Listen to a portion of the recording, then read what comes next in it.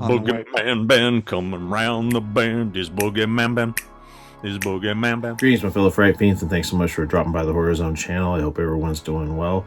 Wanted to wish everyone a happy new year, 2024. Typically with my year-end videos, I do a ranking of my favorite horror films, and I'm going to do that this year as well. Lots of great films this year. I don't care what the consensus was with a lot of film critics here in the YouTube space or online in general. I saw a lot of really good films this year, and a lot of really good ones towards the latter half of the year. But it was really kind of tough coming up with my top five because there was so many ones that I really enjoyed. I was gonna sort of put in a mix of non-horror and horror, but I wanted to stick to the genre that I pretty much focus on here on the channel, so that's what I decided to do. 2023 was a very rough year, just very busy. The last month of this year has been rough for me because I've been sick for the majority of this month. December, I got sick on the 2nd and didn't get COVID, but this cold that I got really kicked my ass, and as I was just starting to get over it, I got food poisoning right before Christmas. So it's been a rough month. I finally feel good as we're closing this out and moving into the new year. I'm really excited about 2024. I am disappointed that in 2023 we didn't get the Salem's Lot remake. I'm hopeful that next year we will get that movie. Also looking forward to Beverly Hills Cop, Axel Foley, the 4th film in that franchise, and my 50th birthday will be in 2024, which is crazy. And I am also planning on finishing my book. Because I was so sick this month, I didn't get as much writing in as I wanted to. I mean, the book is still happening. It's just taking a little bit longer. So being sick and a little depressed, haven't really felt like writing that much, but I'm still taking notes. I'm still on track. I finished 5 of 8 chapters, so I'm moving forward on chapter 6, which has been a little tougher than I thought it was going to be, but it is moving forward. I've gotten a couple pages done, but not as much as I wanted to. But the book is still happening for those who've asked. It will happen next year for sure. And now we are off to my top 10 of 2023. Top 10 horror of 2023. I would just ask people to be respectful if they're going to comment on this list. Again, just this is my opinion, nothing more. Number 10 for me is going to be The Exorcist Believer, a film that I don't get the hate for. I gave it when I did my spooky screenings on it opening weekend. I remember going to that movie very clearly because I was the only one in the theater. There was no one else in that theater. It shocked me. For a movie that was opening, it was opening weekend. I went Saturday matinee, and nobody was there, and I really enjoyed it. It's not the original, but I don't think they were trying to make the original, and I don't understand why people don't understand that. You can't do that film again, and why would you want to? Why would you want to try to? But I think the cast, I think the makeup effects, I think David Gordon Green did a good job directing it. I loved that Ellen Burstyn came back. I don't understand why people were, not trying to spoil anything, but people have said this many times over the last few months, why people were upset that she wasn't in the film more. She's a 90-year-old woman. Did people really want to see her like going toe-to-toe with a demon? I don't get it. I felt like her placement in the film worked. I thought that the route that they took with regards to the exorcism was different, and I respected that they tried something that was a little more unconventional than what we have seen with previous exorcism movies. And again, I think that the backlash from Halloween Ends towards David Gordon Green is what prompted a lot of people to start hating on the film way before it showed up in theaters. That's my opinion. But, you guys don't have to agree with me, but I really enjoyed the film, and I picked it up just the other day, and I'm glad to have it in my collection, and I can't wait to revisit it. So number 10 for me is going to be The Exorcist Believer. Then number 9 for me is going to be The Last Voyage of the Demeter. This is another film that I was eagerly anticipating this year. It wasn't the slam dunk I wanted it to be. I think it could have been shortened. I thought it was a little too long in terms of its, the runtime. But that being said, I did think it was very effective. I think Andre Overdahl has done some amazing films. I loved his adaptation of Scary Stories to Tell in the Dark. which he collaborated with Guillermo del Toro on that, but also love The Autopsy of Jane Doe, which is my favorite film that he's done. I have been looking forward to a great vampire story, and while it wasn't as great as I wanted it to be, I still thought it was very effective. I love the look of Dracula in it, very much reminiscent of Nosferatu or Barlow from Salem's Lot. There's some really cool moments in it. There's some really shocking deaths in it. And I thought aesthetically, in terms of feeling like you were on this ship, it was done so brilliantly. And I did love the ending of it, and was really saddened that it didn't find an audience. I don't know why it didn't. I think it just came out at a bad time, and it came out when, the writers and actors were striking and no one could really promote the film. And unfortunately, it just sort of sunk right out the gate. And I hope that over time it does find an audience. Like I said, it might not be my number one for the year, but it really was well done and really did transport me to that time. And I thought that everybody in the cast and crew did a great job on bringing that story to life. Number 8 for me is going to be Cobweb, directed by Samuel Bowden, starring Lizzie Kaplan and Anthony Starr. A terrific film that really just got really mishandled by Lionsgate. I really don't know what they were thinking when they released that film in limited capacity the same weekend that Barbenheimer opened Barbie and Oppenheimer, and it just got... Nobody saw Cobweb in the theaters. You couldn't find it in theaters. I tried to go see it, and it was playing like in one theater really far from where I lived, and I was like going, I can't understand why this film was dropped in the middle of summer the way it was, and why it was such a limited capacity. It would have been great to wait and just drop this movie at Halloween time. I really thought just the look of the film is great. It has a very fairy tale quality to it. The fact that it's set during Halloween was another thing. The fact that there was some really eerie moments and sort of a conclusion that I didn't see coming at all.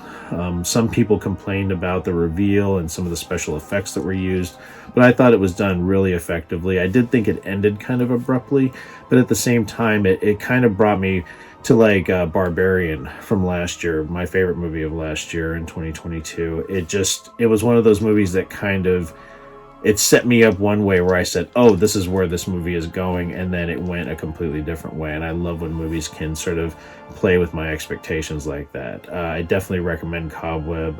It's a fantastic film with fantastic performances. Number 7 for me is going to be The Boogeyman, which was an adaptation of a Stephen King short story done by Rob Savage, and this film was really effective. It's got Sophie Thatcher, Chris Messina, and Vivian Lyra Blair as the Harper family were all great in the film. They're dealing with a tragedy.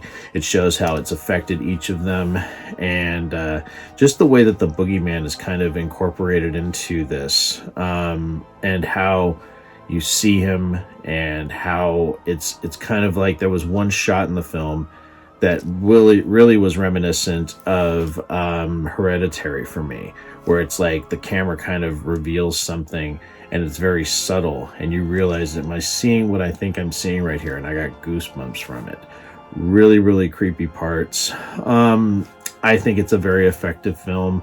It's one that again, there's not a lot of original Stephen King adaptations that are coming out. Lots of remakes of Pet Sematary and Firestarter and Children of the Corn. So it's great to see an original short story adaptation instead of something that's just, they're readapting something that's already been done once before. I want to see some other Stephen King stories get adapted, and I was really happy that they decided to adapt an obscure story from the Night Shift collection. So yeah, I thought it was a great film, and I hope that over time people come to appreciate it as much as I do. Number 6 for me is going to be Saltburn, and that was a film that my wife recommended that we watch.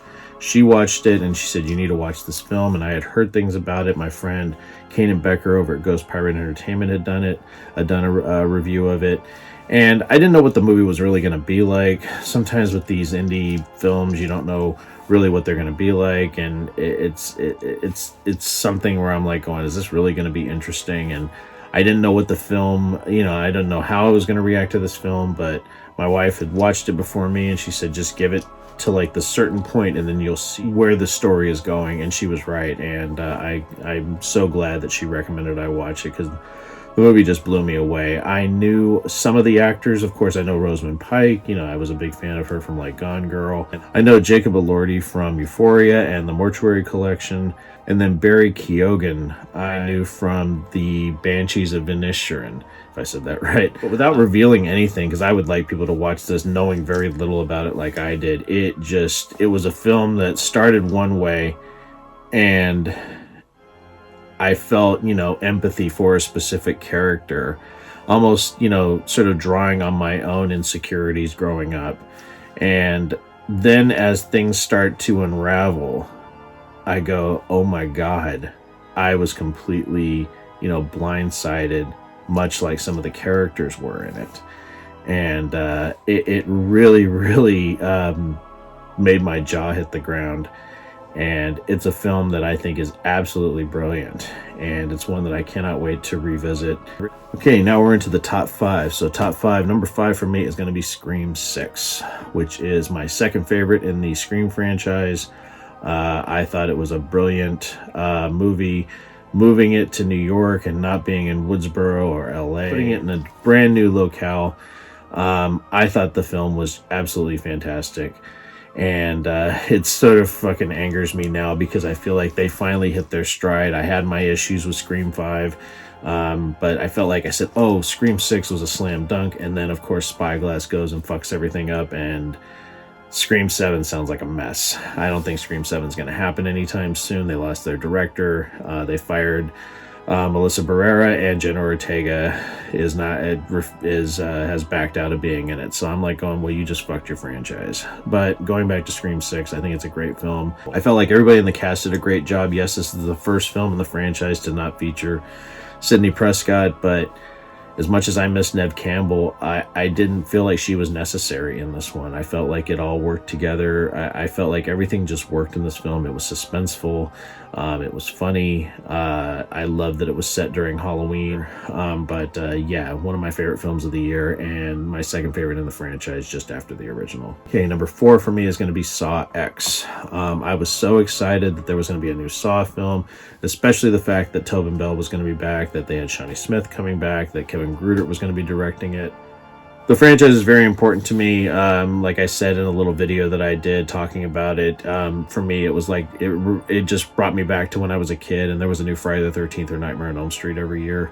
It was sort of the Halloween staple for several years. And yeah, I loved the character of Jigsaw. I was so glad to see Tobin Bell come back. And Saw 10 has a much more, I felt like there was a lot more heart in this one than some of the other ones. I felt like, you really got to know the John Kramer character. The film's success rests on Tobin Bell, and I just felt like he just brought so much to the part, and you really felt what he was going through. Even though he's a twisted individual, you still feel like the people that are screwing people over, and he gets caught into that in terms of people screwing with people that are dying and making it seem like they can cure them of this disease, and they're actually just grifters that are taking their money. You just really feel like they deserve the punishment that they have coming to them. And like I said, the traps are brutal. It was great to see Shawnee Smith back. The rapport between Shawnee Smith as Amanda and Tobin Bell as John Kramer is so great. But yeah, seeing them back together again was amazing, and I cannot wait for the next chapter, which is going to be coming out next year. But yeah, Saw 10 was amazing and one of my favorites in the franchise. Okay, top 3. Now these are the ones I had a hard time, because I love all 3 of these films, and these are my favorites of the year. But it is Godzilla Minus One. I was just shocked by the fact that Godzilla looked terrifying. And then I had friends that were telling me how good it was and that they had seen it multiple times. I'm like, I gotta go see this before the end of the year. And my God, What a brilliant, brilliant film. Just a lot of themes in this film that really resonated with me. Feeling like you're a coward, guilt over losing people in your life and trying to rectify mistakes that you made. And then you have this backdrop of, war-torn, Japan. And then you have this monster that's coming in now as Japan is trying to recover from World War II. And it just was so well done. And I thought everybody in the cast did a great job. And I actually will say that what other people have said is that, one of the things with some of the other Godzilla films that we've gotten is that, you're not as invested in the characters. You're just waiting for Godzilla to show up. And in this one, you're really invested in the characters. And so it just makes, the horror of Godzilla showing up and the destruction and the mayhem that happens that much more impactful. And I just thought it was a great film. And, it's a very emotional film, got very emotional at the end of the film, and just absolutely loved it. And I can't wait to see it again. It was absolutely brilliant. I definitely recommend people going out to see it. Again, can't sing enough praises to Godzilla Minus One, one of the greatest films of the year, and probably my favorite Godzilla film that I've ever seen. Absolutely brilliant film. All right, my top two was tough. I went back and forth on these two, but there was like one thing about my number one that kind of solidified it, but it was close.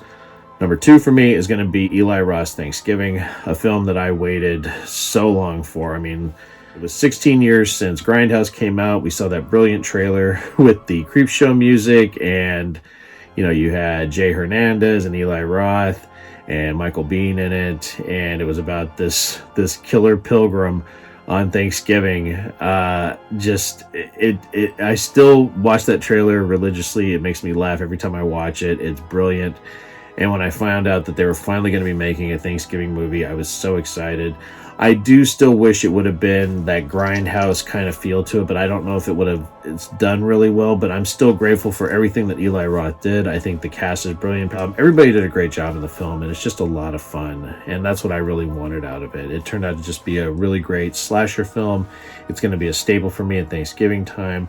It is available digitally now, even though it's going to be released on Blu-ray in January. I did buy it, and I've watched it a couple more times, and I just have so much fun with it. The opening, the Black Friday, is still so impactful. And just the brutality of the John Carver killer is great, and I'm very excited that they are going to be making a sequel.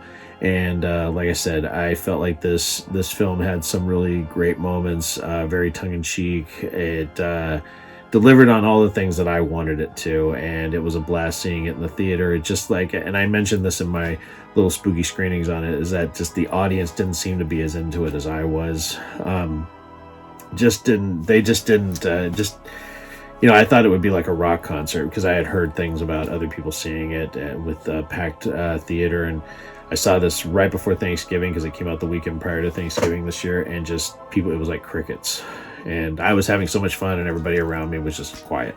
So maybe people just didn't get it in the theater that I saw it in, but still had a great time.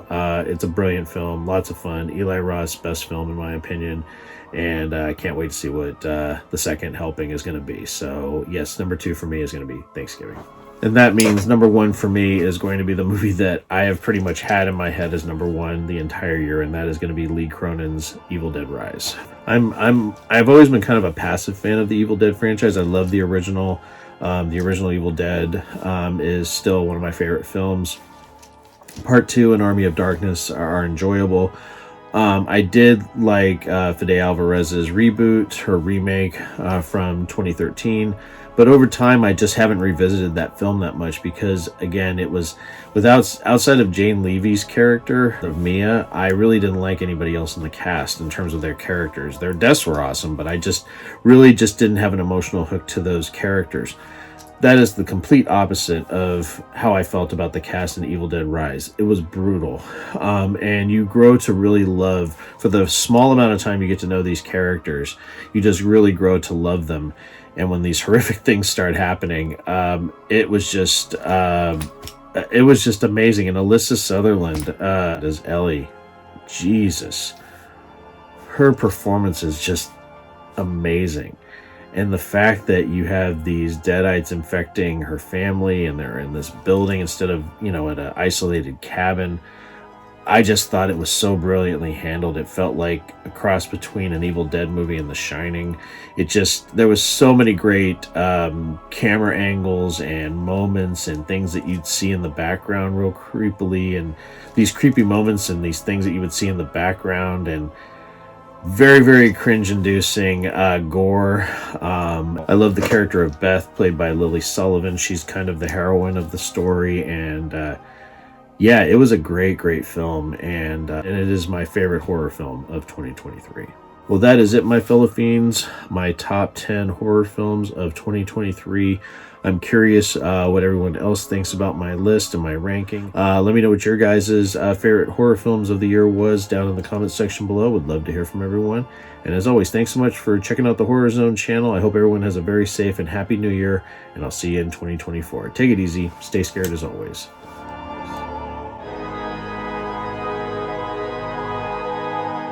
Hey, my fellow Fright Fiends, I just want to thank everyone for supporting BoogeyMan Ben's Horror Zone. If you haven't yet subscribed and you'd like to, please hit the subscribe button down below. Click the bell notification so you're updated every time I drop a new video. I try to drop a video at least once or twice a week. The Horror Zone is a passion of mine, and it really makes me happy that I can share that passion with all of you guys. Thanks so much again for the support, and I'll talk to you again real soon. Take it easy. Stay scared as always.